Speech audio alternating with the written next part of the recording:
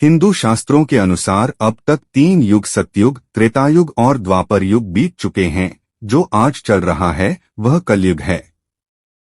पुराणों के अनुसार कलयुग के साथ ही दुनिया समाप्त हो जाएगी। कलयुग में धरती पर आने युगों से ज्यादा अधर्म और पाप बढ़ता जाएगा।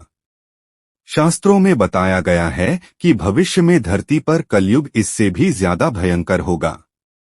वह 5 सत्य जो श्री कृष्ण ने पांडवों को बताया। महाभारत के समय की बात है।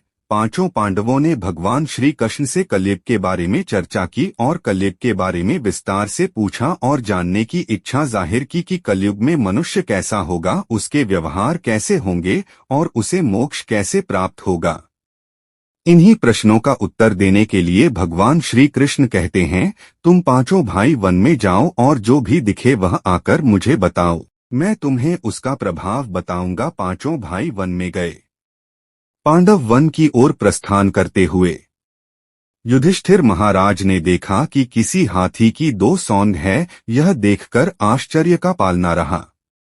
अर्जुन दूसरी दिशा में गए। वहां उन्होंने देखा कि कोई पक्षी है, उसके पंखों पर वेद की दिशाएं लिखी हुई है, पर वह पश्चिम मुर्दे का मांस खा रहा है। यह भी आश्चर्य है।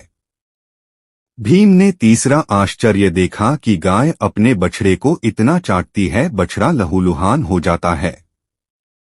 सहदेव ने चौथा आश्चर्य देखा कि 6 से 7 बने हुए हैं और आसपास के कुओं में पानी है, किंतु बीच का कुआं खाली है। बीच का कुआं गहरा है, फिर भी पानी नहीं है।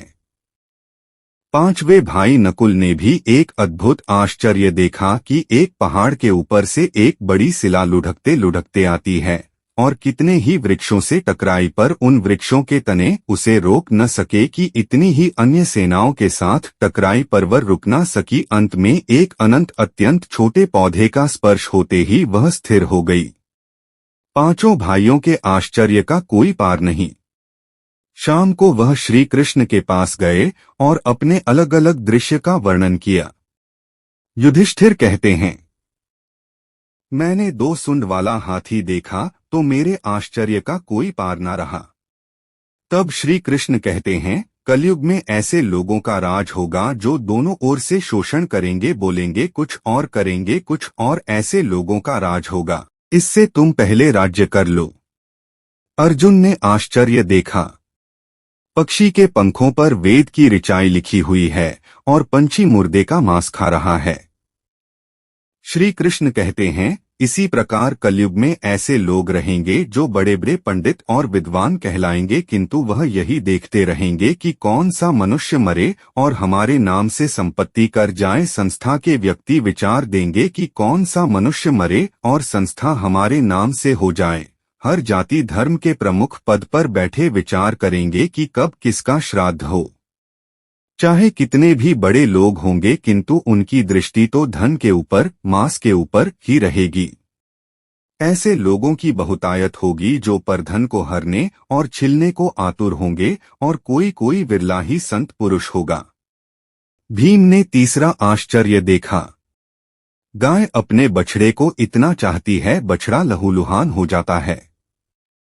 श्री कृष्ण कहते हैं, कलयुग का आदमी शिशुपाल हो जाएगा। बालकों के लिए इतनी ममता करेगा कि उन्हें अपने विकास का अवसर ही नहीं मिलेगा। किसी का बेटा घर छोड़कर साधु बनेगा तो हजारों व्यक्ति दर्शन करेंगे, किंतु यदि अपना बेटा साधु बनता होगा तो रोएंगे कि मेरे बेटे का क्या होगा।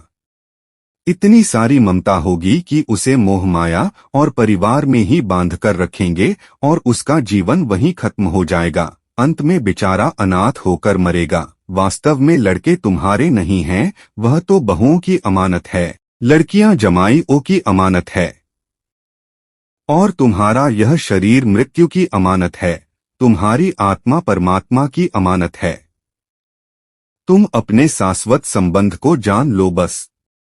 सहदेव ने चौथा आश्चर्य देखा। 5 से 7 भरे कुआं के बीच का कुआं एकदम खाली है।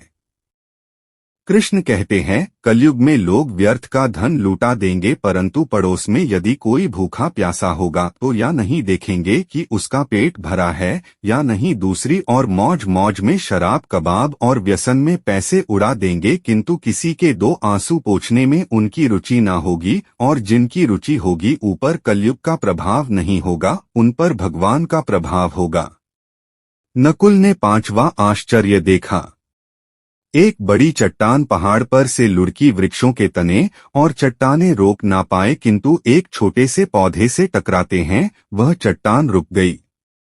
कृष्ण कहते हैं, कलयुग में मानव का मन नीचे गिरेगा, उसका जीवन पतित होगा।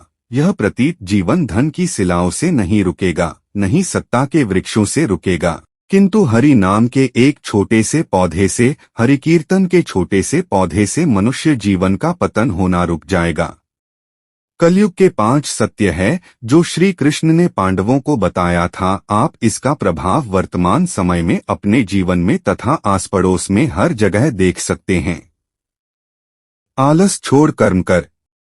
श्री कृष्ण भगवत गीता में भगवान श्री कृष्ण कहते हैं कि किसी को परिणाम के बारे में बहुत अधिक तनाव में नहीं होना चाहिए, इसके वजह उन्हें अपना 100% प्रयास करना चाहिए और परिणाम की चिंता नहीं करनी चाहिए, यह निश्चित रूप से एक सफलता लाएगा। राधे राधे।